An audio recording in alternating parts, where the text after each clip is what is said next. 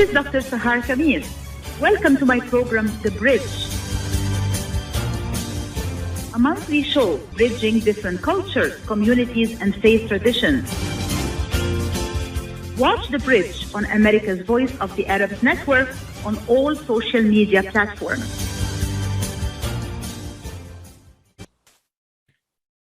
Good morning, everyone, and welcome to another great program, The Bridge, on U.S. Arab Radio, live streaming live on Facebook and on U.S. Arab Radio.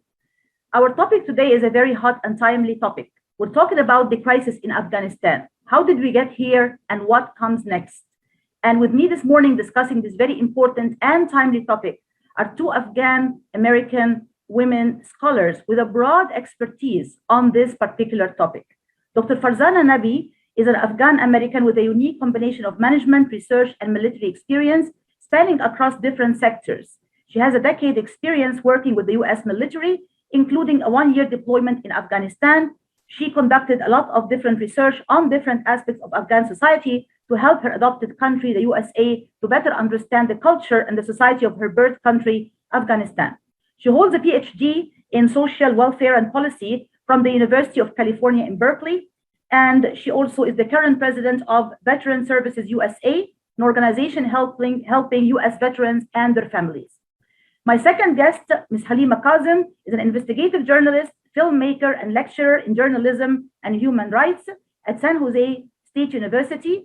She's a PhD candidate in feminist studies at the University of California, Santa Cruz, as she conducts research on different aspects of gender and also feminism, feminist studies, and research on different aspects of Afghan society in particular. Her research focuses on gender, empire, and resistance in Afghanistan. She has more than 20 years experience in journalism, including a decade helping reporters and training 300 different journalists to understand how to report on Afghanistan and Afghan society.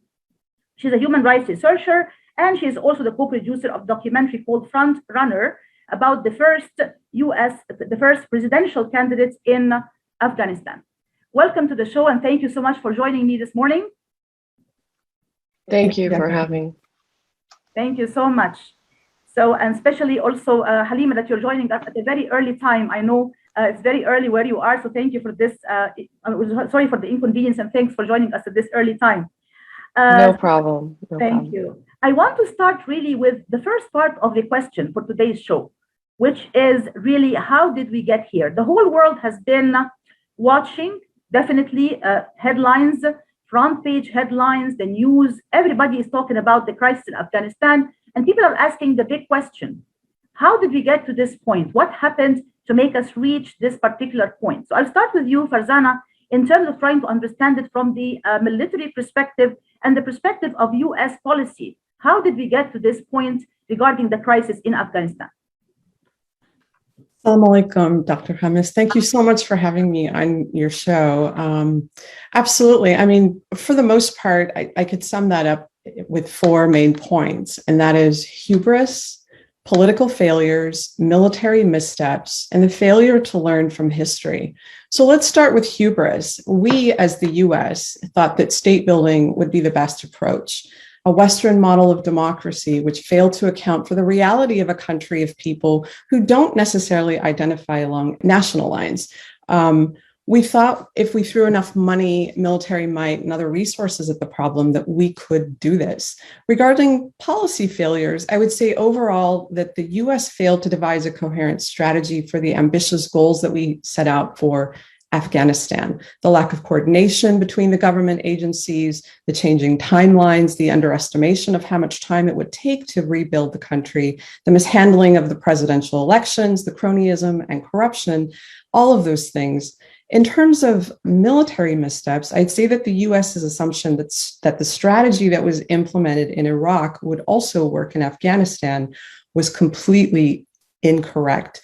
And the over-reliance on airstrikes, and also the attempts at standing up Afghan security forces that were ill-equipped, ill-trained, and who may have lost their will to fight, but in reading some of the accounts of what's taking place on the ground, they say that they did so because the US ultimately abandoned them.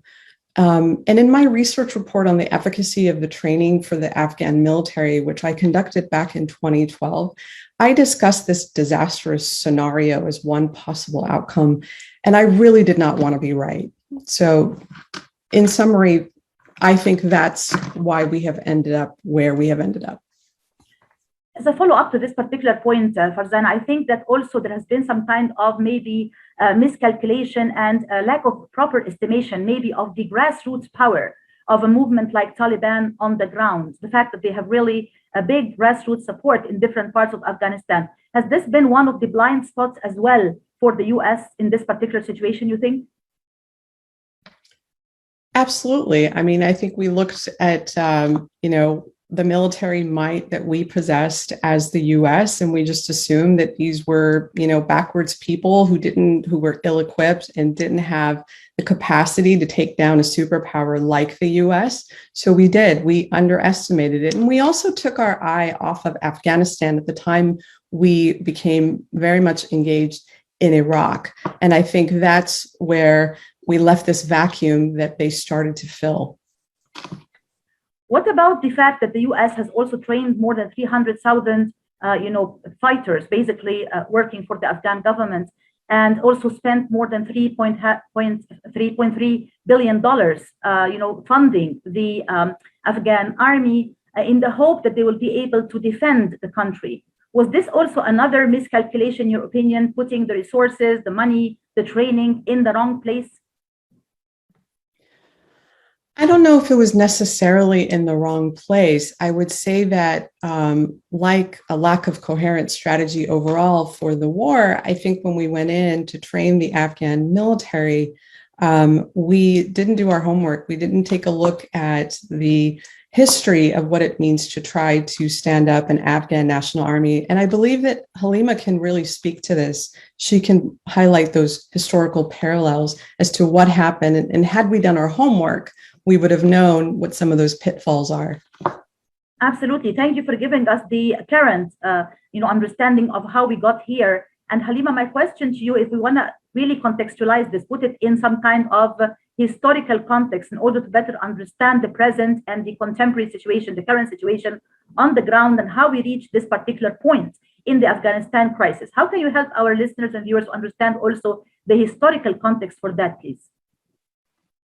Sure. I think that just starting with the more recent history, when I was on the ground from 2002, when I was in Afghanistan and living there from 2002 to 2007, we could definitely see the changes in those years, especially leading up to the US's invasion in Iraq. And I remember when that happened in 2004, a group of us journalists who were in Afghanistan, covering Afghanistan, we were really shocked and thought, when the US announced that they were going to go into Iraq, we thought, this is unbelievable. Afghanistan is in such a fragile, vulnerable state right now. And the work here is far, far, far from being done. And now another war. We knew what that division of resources would mean to the Afghan situation. And it was very obvious months after the invasion in Iraq that Afghanistan took a backseat to for the US government.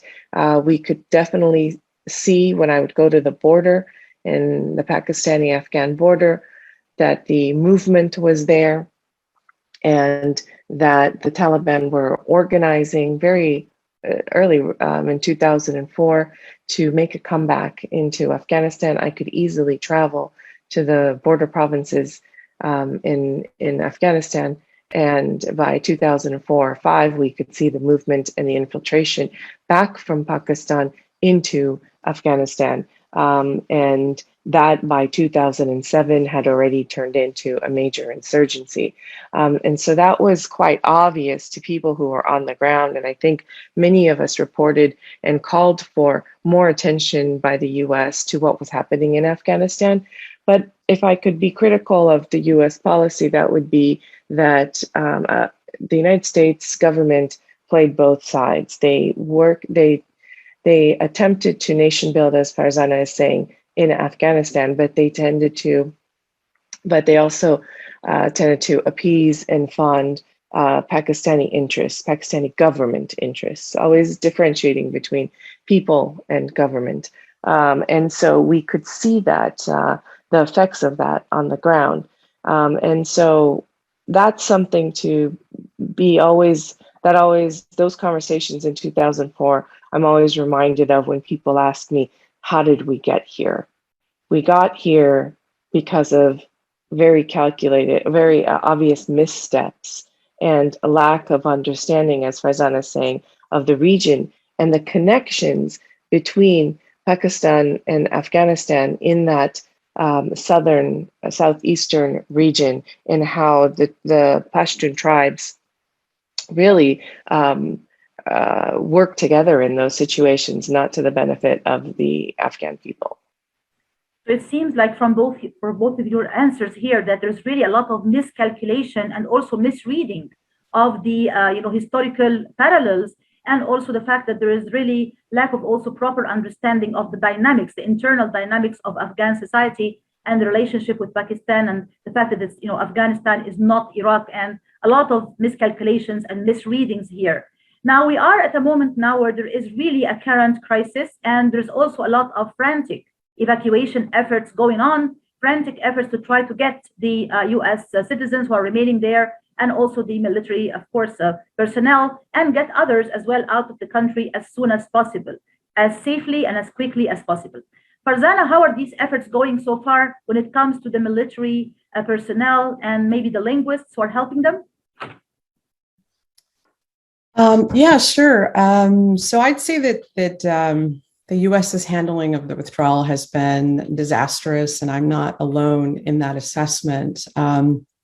With huge political, military, and humanitarian ramifications, which have now been complicated even further by yesterday's bombing that killed 73 people. We're talking about 60 civilians and 13 US service members, and wounding hundreds.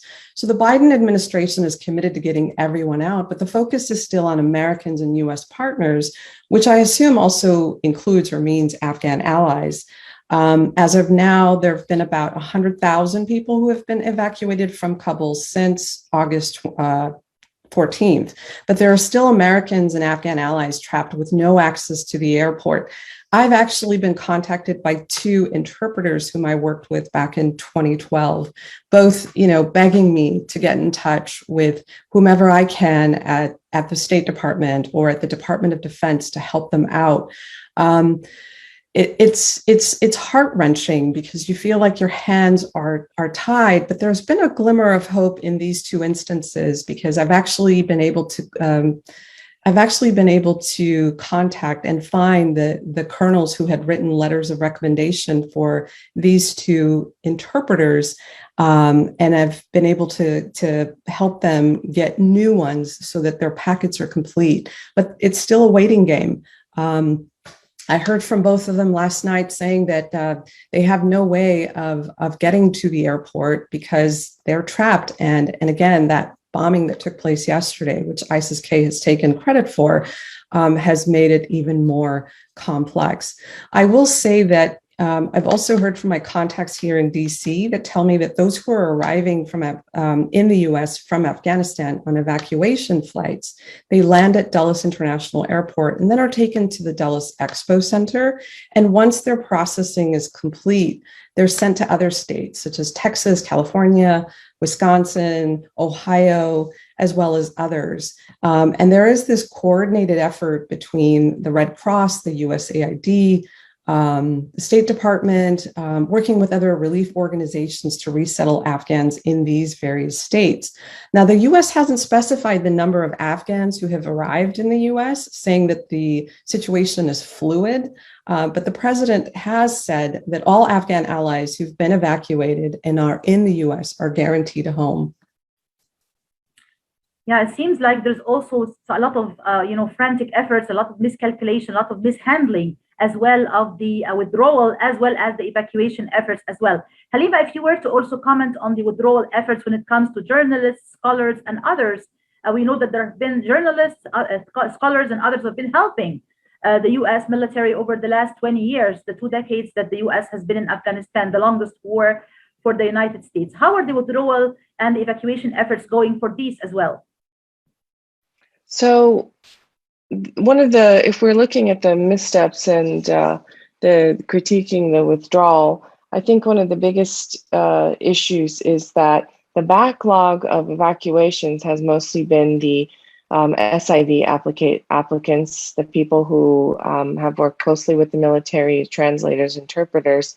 But this is not something new. This has been going on for a couple of years. We have all who work with Afghans abroad and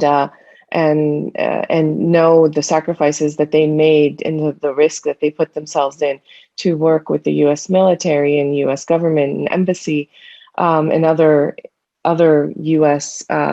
institutions. The SIV process has had a backlog for years, and we've been calling for the processing of these applicants, many of them qualified, vetted, waiting in Afghanistan to be transported to leave. And had that process occurred in the last couple of years and had been organized when the withdrawal was mobilized more in the last couple of weeks, I think the U.S. government could have focused on the P2 applicants that came later, the special category that was created for journalists, scholars, others who had worked with U.S. government-funded projects and were vulnerable. So I think that it was a delay in the backlog of processing the thousands of cases that should have been processed the last couple of years. Delay of that there were many calls to do that, a lot of action, and that would have opened up more space to evacuate people of this special category called P2, which I've been furiously trying to apply, send application materials for almost 2 weeks now for people, and it goes into a black hole. The documents and the applications go into a black hole. It's very hard to follow up. We don't know where people are on the list. So that is a critique of the withdrawal. The other is the security of the airport. The military didn't have a plan for securing the airport, and I don't know if they couldn't predict what was going to happen, or didn't think that they would escalate so quickly, situation would escalate. But the fact that in the last week, they have given the Taliban the responsibility to secure the perimeter of the airport, I think led to what we saw yesterday on the ground. And so that was another misstep. And I think these things need to be looked at. Absolutely. I cannot agree more. We'll come back to this very interesting discussion right after this commercial break. Stay tuned, please. New Dawn Academy provides your kids with a curriculum that's rich in science, technology, engineering, and math. We want students to really experience what problem solving looks like. What does it mean to build things together? And really working on those analytical skills is what makes New Dawn Academy's program very unique. This school will certainly provide them with academic excellence, but also state-of-the-art buildings and inviting to students. While we've been staying safe at home, scientists have been on a journey. The destination, a COVID-19 vaccine. This journey began decades ago with research into other coronaviruses. Scientists built from there with months of research and development, cooperation with other experts worldwide, and clinical trials on tens of thousands of volunteers of diverse race, age, and health status. They arrived at a safe, effective vaccine, and hundreds of thousands in Michigan have already been vaccinated. But the next step is ours. We need to get the vaccine when we can. Keep wearing masks correctly and taking precautions until we reach our destination, freedom from COVID-19 and getting back to the lives we love. Discover the facts for yourself at michigan.gov/COVID vaccine. A message from the Michigan Department of Health and Human Services. Life is a nonprofit charity that's provided humanitarian aid and development to people and communities for over 25 years, regardless of race, color, religion, or cultural background. When disaster occurs here or around the world, Life for Relief and Development rushes in to provide food, medical aid, and shelter to those in need. Please help improve these efforts. Make your tax-deductible donation to Life now at lifeusa.org or call 248-424-7493.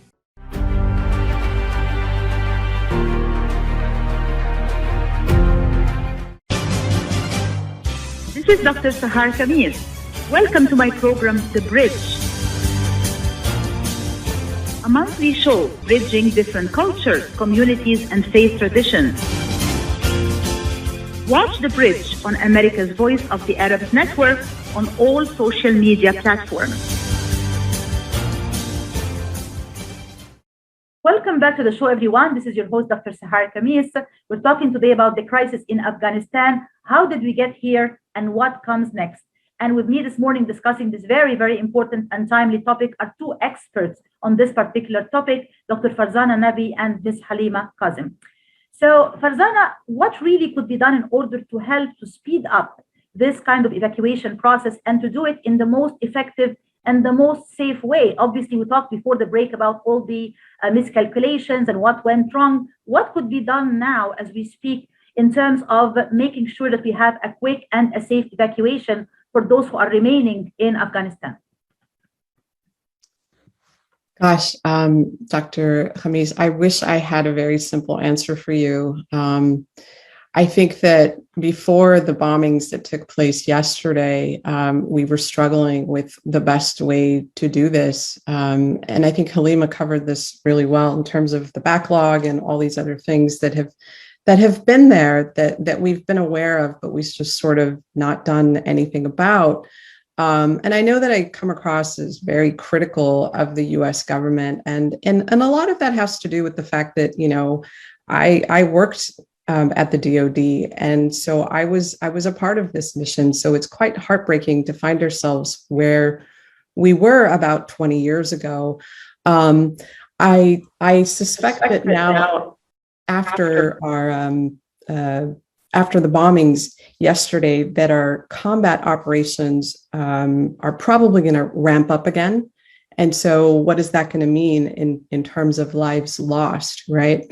There's also the question of how cooperative the Taliban are being, what we perceive to be, cooperation versus what's really happening on the ground. I mean, there's only so much that you can control that, right?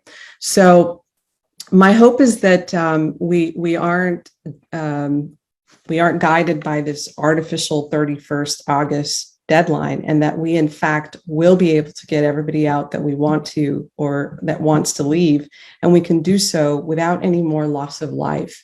In terms of the details about how this is happening, obviously the U.S. government and the military are not going to be sharing the details as to how they're going to be coming in to do that.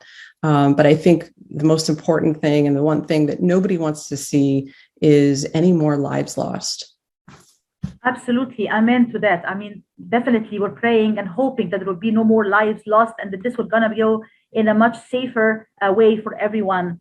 Halima, you've been conducting research on many aspects related to human rights and, you know, gender, feminism, women in Afghanistan. How do you see the impact of this particular crisis on the status of women, young girls, children, and minorities in Afghanistan? Thank you, Dr. Khamis, for that. I will jump into that, but I wanted to just go back to this previous question about evacuations. Evacuations have become very complicated. For the last 2 weeks, I've been trying to evacuate journalists and professors from various universities and scholars and activists, and we were able to get some people on evacuation lists and some people out of the country, a few, but for most part, people are people who are working with us, the scholars, the professors, especially ones that don't have US connections or did not work for US projects or US organizations are not able to get out. The US government has bottlenecked the evacuation process and have taken obviously control of the airport and are evacuating people who I said earlier should have been evacuated. And so people who are at risk for their public facing work, like professors and scholars and journalists and activists who are very vulnerable, who are public figures in a way, and are known and can be easily recognized by the Taliban for their work. Many of them are still in Afghanistan because many of them didn't work for US organizations. There are obviously interpreters and translators who are at great risk if it is revealed that they worked for the US military or the US government. But there are people who have outright criticized, written books, done shows, held protests, all sorts of things that were public facing who are still there. And those are the people that I'm worried about now with the U.S. Withdrawal deadline coming up. It actually, the sources on the ground in Afghanistan and Kabul tell us that the U.S. will actually be limiting evacuation flights starting this weekend, not even up to the 31st. So people will not be evacuated up to the 31st at this point, unless that changes. And so that only gives us 24 hours, 48 hours of hope that we could get people onto planes. And at this point, there's a lot of desperation. We are looking at ground routes, which are very dangerous and difficult, especially for vulnerable groups. People who wear their identities, who cannot hide from their identities. One of those groups obviously are women, and ground transportation becomes very difficult for them because there are checkpoints at random places, border crossings. Some don't have passports, have expired passports, don't have visas to neighboring countries. So it's very complicated, the evacuation right now, and the unknown of what air evacuation or even ground evacuation will look like after the 31st. That I'm anxious about and worried about people who are trying to evacuate. And as far as women and children, I've been talking to women from different provinces over the last week, every night, a few women, just to be able to start to see what the difference in the conditions in their lives have been, what's changing. And we already know from the various university professors that I'm talking to that the Taliban have announced that in the universities, men and women will have to be separated in classrooms. That's definitely a difference, change. And that right now the professors are trying to understand, can women teach men, or the instruction has to be segregated as well?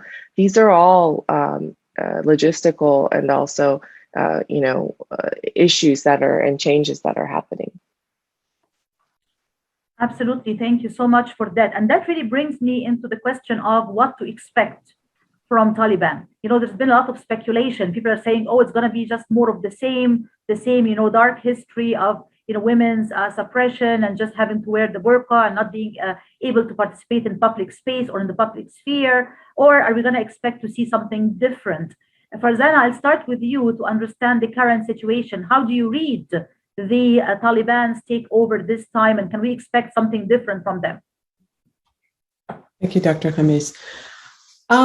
Let's see. How do I answer this? So I think the question here is whether the realities of needing a functioning economy to run Afghanistan is enough to temper the worst of their policies. So they're used to shadow governance, and as they seek legitimacy in the eyes of the international community, can pressure and incentives be enough? I'm not convinced. So while we, as the U.S. and other allied countries, may be focused on human rights and women's rights, non-Western countries who have already, said that they support this particular regime, entities like Russia, Iran, and China may not be concerned with human rights and can very well step in, with China being the one with the deepest pockets. So I am usually a very optimistic person, but it breaks my heart to sit here and say that I'm not very hopeful that their practices will allow for women's and minority rights, which were stipulated in the 2004 Constitution.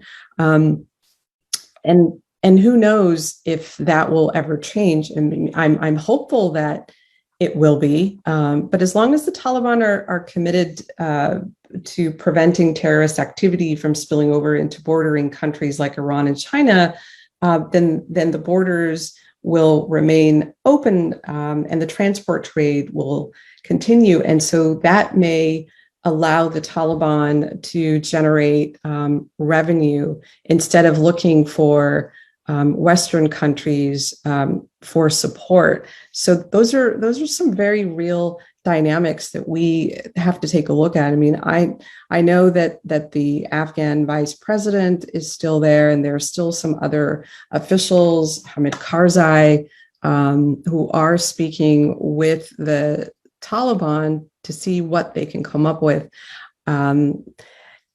And again, I am hopeful. I am the forever optimist, but in this instance, it just breaks my heart to have to say that I just don't know, and I don't think that they're really concerned about human rights.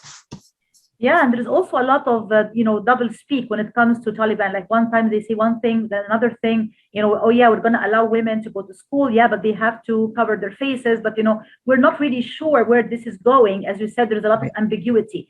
And Halima, if I come to you really with trying to understand the historical context, right, of Taliban, the reading of the history of Taliban, and basically, does that help us to understand their current situation and what can we expect from them moving forward, especially when it comes to human rights and to women's rights? Right. So what we're seeing now, and this is what I'm hearing from my friends who are on the ground, that the current calm, relative calm, or the calm that is presented to the outside world, which is all eyes are on Kabul. The provinces are a different story, but the current and first weeks of calm are very similar to the mid-90s when the Taliban spread into Afghanistan, coming in from the south and taking over provinces that were involved in the civil war. And so they were welcomed at that time, and there was relative peace or calmness. And so that is what starts out in this situation in provinces. But the thing to consider is that the difference is in the 90s, it was the civil war and the factions that were creating violence. This time, it is their own violence, the Taliban violence, that is calmed when they enter provinces. So there's a big difference there. If there is relative calm in different parts of Afghanistan, it is because the Taliban are now in power and not pursuing their operations. So it's their own violence that they've stopped. So that's a big difference.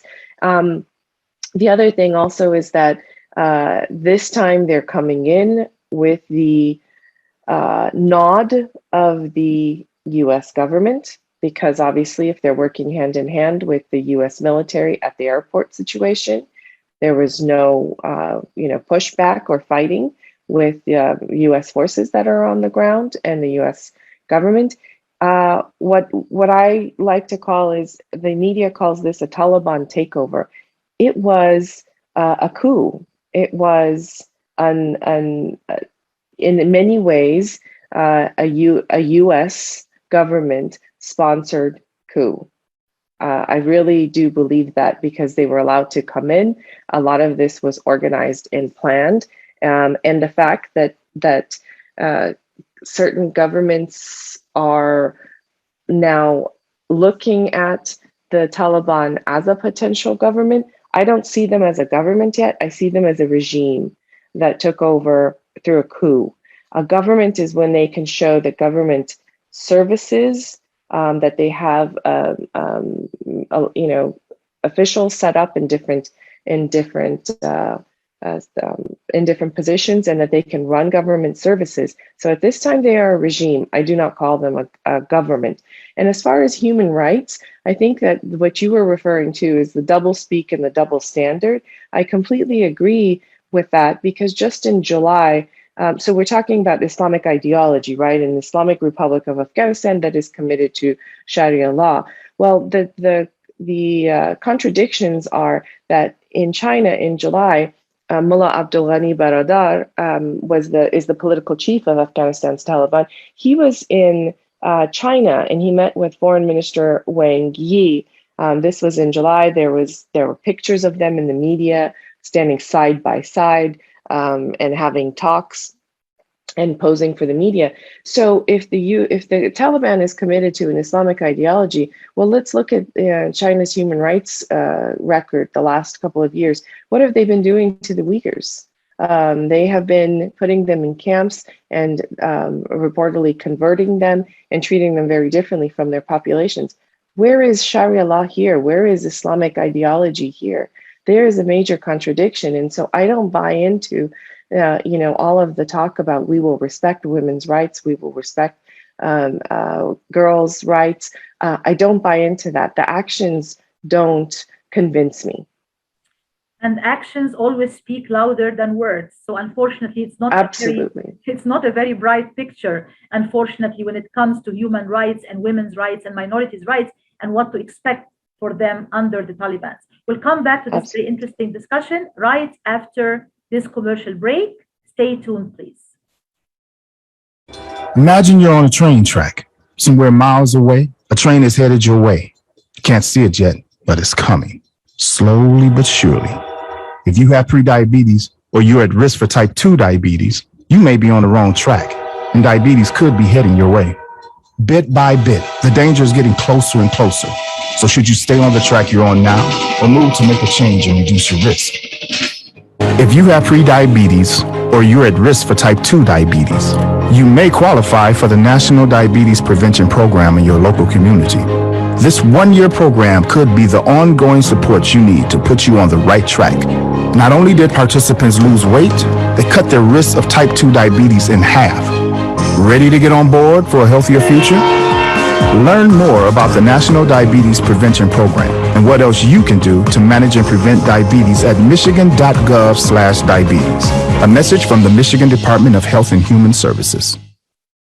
Get ready for an amazing experience at Ishtar Restaurant on 15 Mile Road in Sterling Heights. Enjoy excellent hospitality from owners Ali Al-Baghdadi and Fatty Bottom, serving the best in Mediterranean food. Try Chef Ali Al-Baghdadi's famous shawarma, the best Iraqi grills and food, and the best Arabic and international dishes. Dine in our authentic atmosphere or take out. Call 586-698-2585 or check us out on Facebook. Ishtar Restaurant practices all CDC guidelines and is open every day 11 a.m. to 10 p.m. Have an amazing experience today at Ishtar Restaurant, 3625 15 Mile Road, Sterling Heights.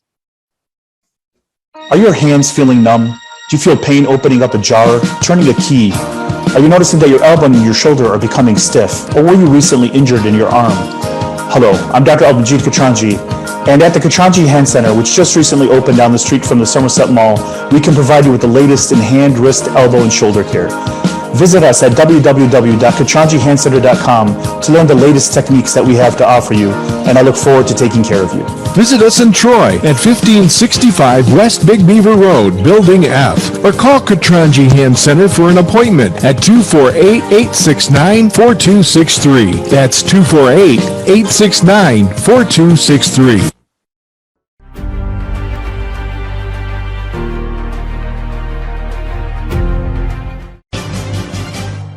This is Dr. Sahar Khamis. Welcome to my program, The Bridge, a monthly show bridging different cultures, communities, and faith traditions. Watch The Bridge on America's Voice of the Arabs Network on all social media platforms. Welcome back to the show, everyone. This is your host, Dr. Sahar Khamis. We're talking today about a very important and timely topic, the crisis in Afghanistan. How did we get here and what comes next?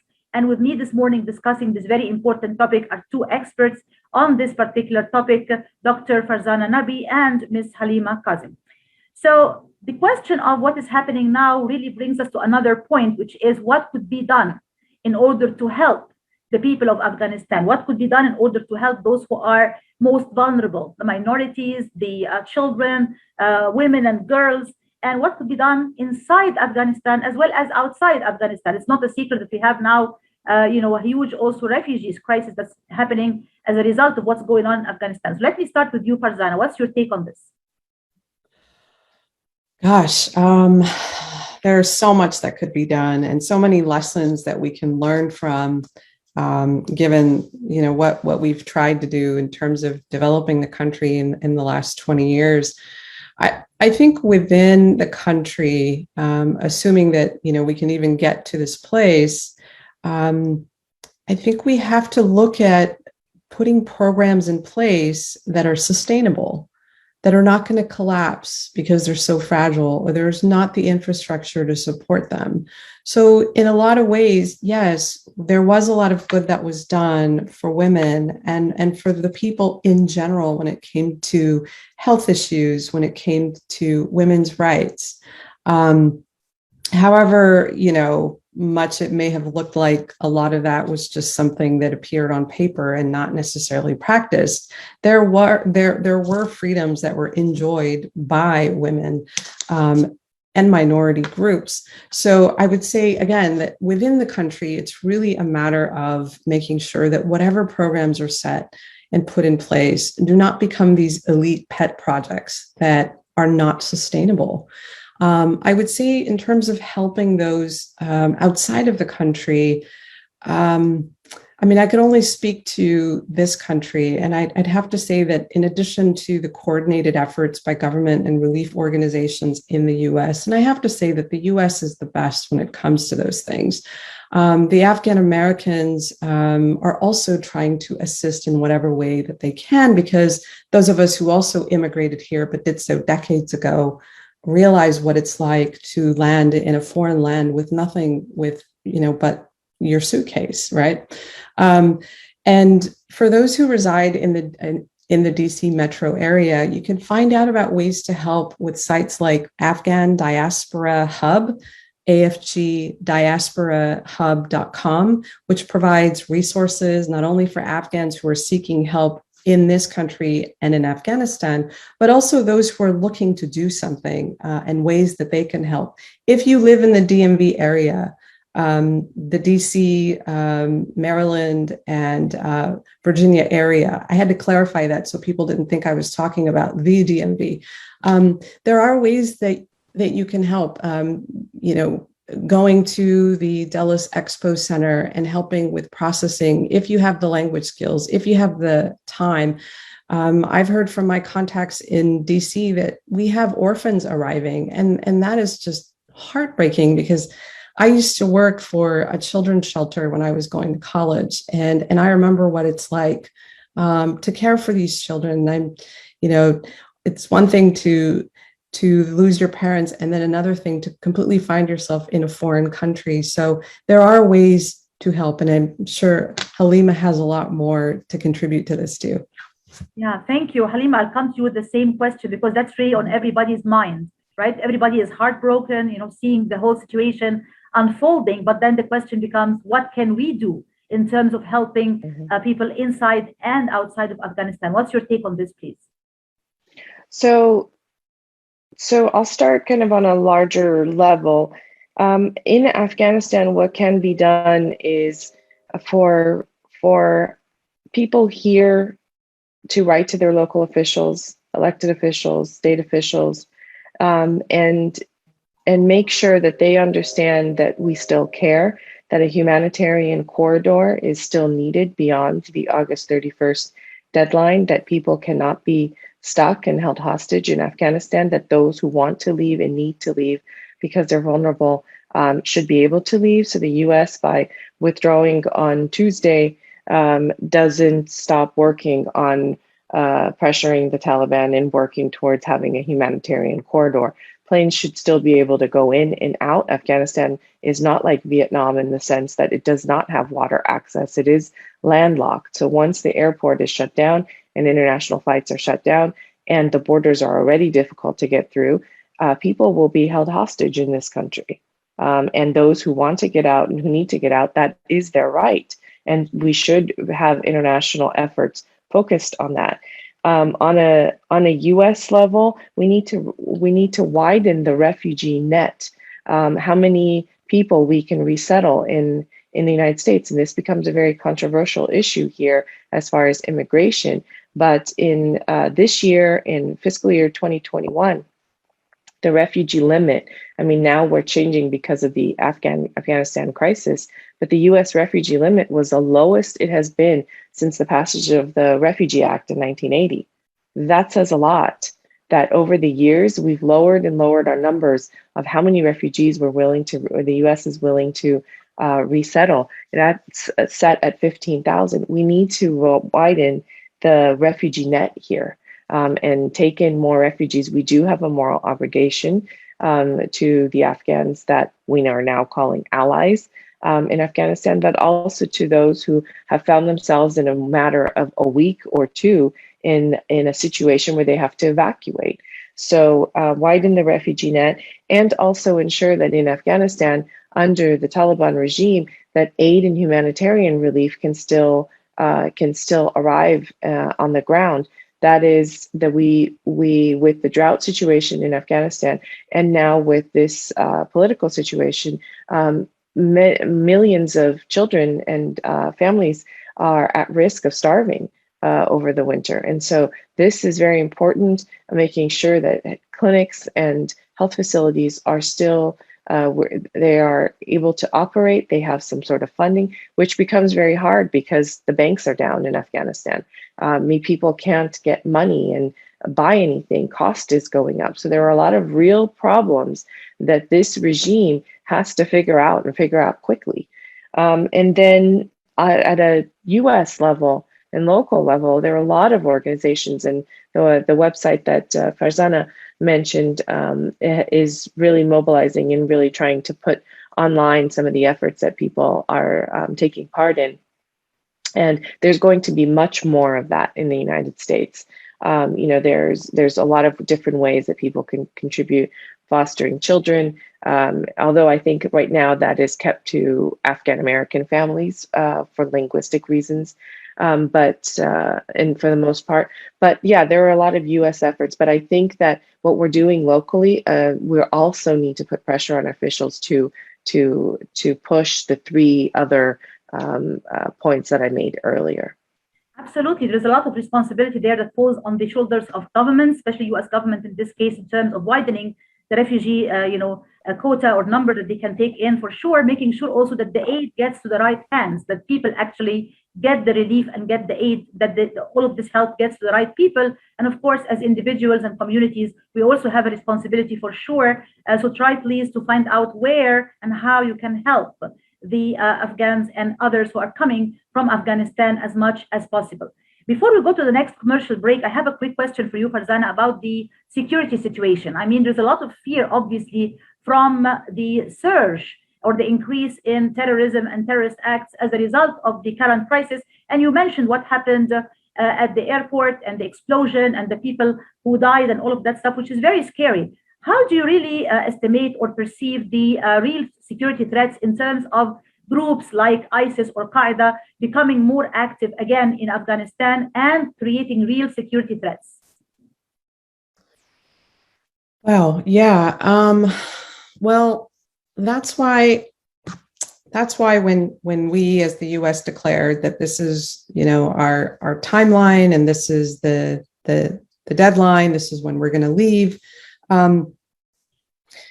We basically, we basically said to the Taliban, "Hey, we're leaving, so you can do whatever it is that you want to do." And so that was a scary thing, and they just sort of bided their time.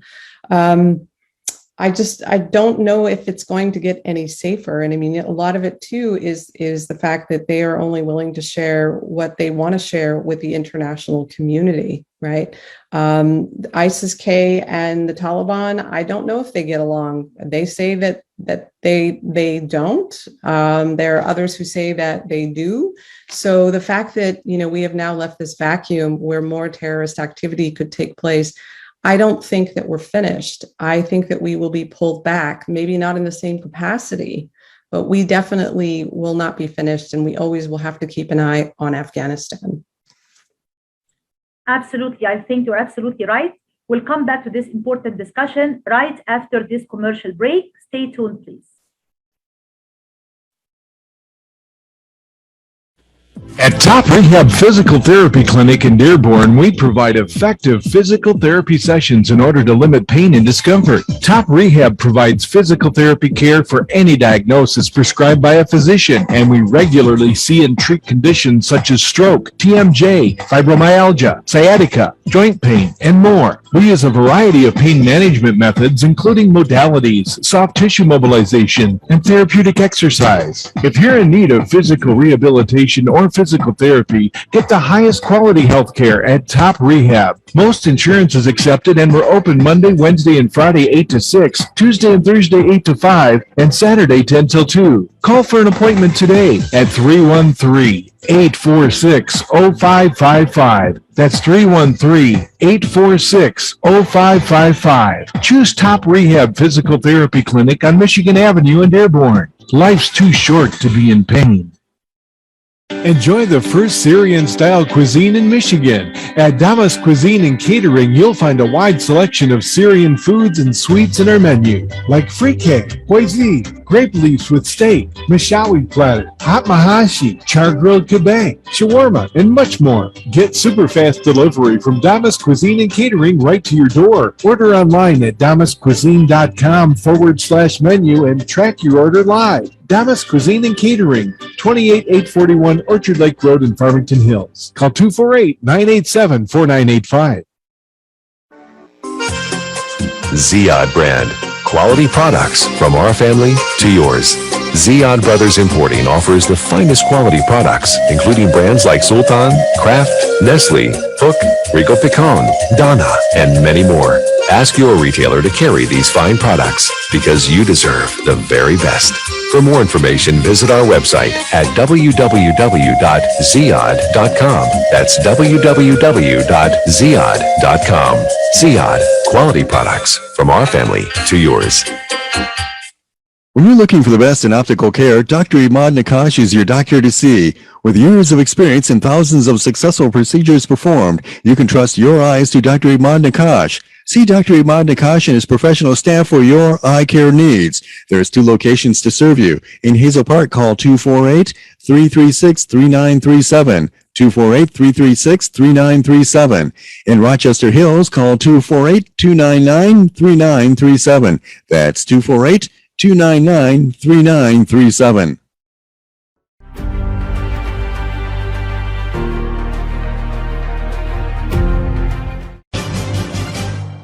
This is Dr. Sahar Khamis. Welcome to my program, The Bridge, a monthly show bridging different cultures, communities, and faith traditions. Watch The Bridge on America's Voice of the Arabs Network on all social media platforms. Welcome back to the show, everyone. This is your host, Dr. Sahar Khamis. We're talking today about a very important and timely topic, the crisis in Afghanistan. How did we get here and what comes next? And with me this morning discussing this topic, Dr. Farzana Nabi and Ms. Halima Kazem. Halima, you're a journalist who worked for many years as a journalist, helping also more than 300 journalists to understand how to report on Afghanistan. As someone who is a professor of communication, I cannot help but ask you the question, how do you see the current coverage, the news coverage and media coverage of the crisis in Afghanistan? What is the media missing? And how can they possibly do a better job in terms of trying to understand this crisis and how to cover it properly? Sure, thank you for that. Yes, I spent many years training hundreds of journalists, a lot of women, especially from the provinces. who would come to Kabul, and I would train them, and I would train trainers that would go out to the provinces and work with women and reporters, other male reporters as well. So right now, we're seeing some foreign correspondents still left in Afghanistan, many leaving, many journalists, Afghan journalists who worked for international news outlets, they have also evacuated. Many local journalists are still left there, and we're not hearing much from the provinces, especially ones that have been under Taliban control for some time. They are silent, understandably, because they are afraid. There are provinces such as Balkh province and Herat province that I've been told by reporters there that the Taliban have, the local officials of the Taliban have asked journalists to gather, and they have given them instructions on what to report and what not to air music on their radio stations, not to report critically on the government. So we are definitely not hearing very much in Afghan media from the provinces, and as well from the international media. That silence doesn't mean that there's calm there. I think it definitely indicates fear, not calmness. Fear of reporting, whether they've been given direct orders by the Taliban not to report, or they are self-censoring, which is likely to happen more. And now in Kabul, the first days reporters were going out, we could see reports from like Anisa Shahid from Tolo TV and others who brave, courageous, amazing women on the streets reporting. And in the last 7-8 days, we are not seeing that as much anymore. And so it is, the silence is deafening in that way. Absolutely. We will just hope and pray that people are going to be safe doing the reporting and coverage and really getting the word out as much as possible. And Farzana, you get the last question here in the remaining few minutes, really very quickly. How can we possibly try to avoid the trap or the problem of a surge in Islamophobia as a result of the situation or the crisis in Afghanistan? You are obviously an Afghan-American. You have a foot in every culture, an adopted country and also a birth country. How can you help us to try to understand how to really cover this kind of situation, write about it, talk about it, without falling into the trap of Islamophobia as a result of the current situation in Afghanistan? Thank you, Dr. Khamis. Well, I'm actually reminded of the work of Edward Said in his book Orientalism and many other books that he had written. This one in particular, which sent shockwaves across academic circles in the late 70s, where his idea was that, look, there's always this dichotomizing of the West and Islam, or the West and the East, in this framework that positions the East or Islam as inferior. And of course, we're all socialized within our own countries and cultures. So you're oftentimes not very conscious of the fact that whatever it is that you're filtering, you're doing so based on your own lived experiences, right? And so I think just becoming aware that the way that that images about Islam and what is said can be construed as negative, I think would go a long way. I mean, it took me a while to become very, to recognize that I myself held a lot of these prejudices. And to a certain extent, we're all ethnocentric, right? We filter our world through our own understanding.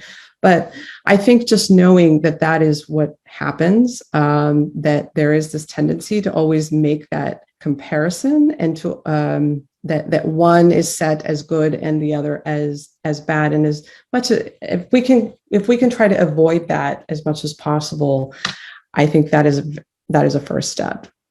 Thank you so much to our guests today, this morning, Dr. Farzana Nabi and Ms. Halima Kazem for being with us this morning and discussing this important topic. And thanks so much to all our listeners and viewers everywhere. Thank you, take care, stay well, and goodbye.